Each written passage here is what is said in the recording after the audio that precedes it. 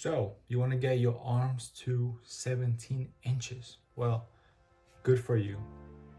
Take it from me, I've been stuck at 16s for a very long time.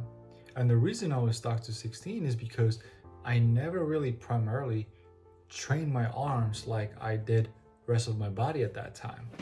Now, what do I mean by that? I used to think, like, when I used to listen to people on juice all the time, your triceps are on your chest days and your your biceps is on your back days. Sure, it is hitting your arms. Yeah, we get it. But you're not really concentrating on your arms. And that's what I did for a very long time until I was like, you know what? Fuck that. I want to have triceps. I want to have biceps. So I did it. Now, I did have to gain some weight. That's normal. Obviously, you have to bulk. But how did I do it? What was the exercises? How many sets did I did? Progressive overload. We'll dive into it. Now, you can't just train your arms like you just go for a pump. You have to do progressive overload. One of the best things that I started doing that I've never done before was opening up my notes app on a phone and just keeping the program. Now, what is the program? If you like certain exercises, keep doing those.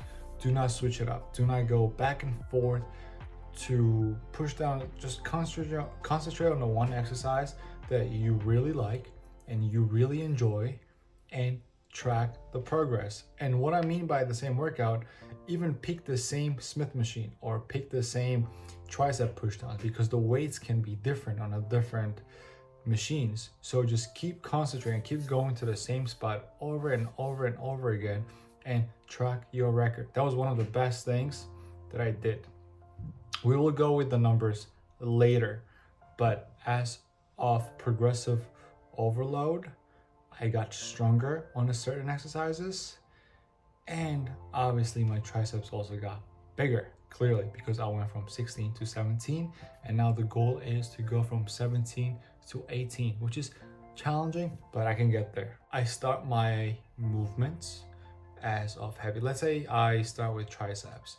I always do, as on my arm program right now, I always do overhead triceps with the rope. Doing that heavy, and heavy, what I mean is I've been trying to get to 10 reps. Like 10 is like really hard to get, so I get to 10 reps over and over again. And once I get better, meaning once I get to 12 to 13 rep, I increase the weight by 10 pounds. I try to get 13, even like 14 or so, like really comfortably, until I increase to the 10 rep, and I keep tracking it every 10th rep for 4 sets until I get better and stronger. And I keep increasing the weight over and over and over again. All right, so talking about the biceps, I'm trying to make this as quick as possible so I don't talk too much. But if I have to dive in later on with the other videos, I will do that. Just keeping the track of everything. The only bicep exercise that I do right now, I stopped doing just regular dumbbells. Now I do straight up chin-ups, but not body weight chin-ups. I'm talking about on the Smith machine. Sorry, no, not on the Smith machine. On a pull downs, right? So you're in the bar and just doing that motion, just getting that stretch. So you keeping it track until I get to 10 reps, and I go up about the 10 reps. Then I increase the weight. I started with, my biceps, genetically, I would say they're very strong. I was able to do, like on curls, 185 for 2, and one drop set with 135 for 15 reps. My biceps are just strong. With this movement, it's different. I am getting stronger. I think I started with like 180 or so for 10 reps, and now I'm at 210 for 11. And I know I'm gonna get way stronger than that. It's just very easy to do so for me. I don't know why, but my biceps are just strongest. The way I train is really annihilating my body to the point where like my arms are dead. But if you really concentrate, Because sometimes when you do certain workouts, like you don't really count the reps. Sure, you can count the sets, it's easier, but you don't really count the reps.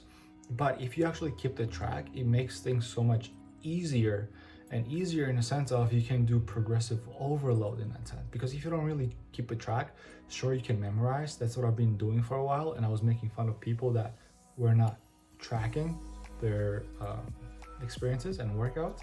But now that I do it and I see the result, it's a lot better. So possibly I will dive into it later on, but as of right now, I think we're good.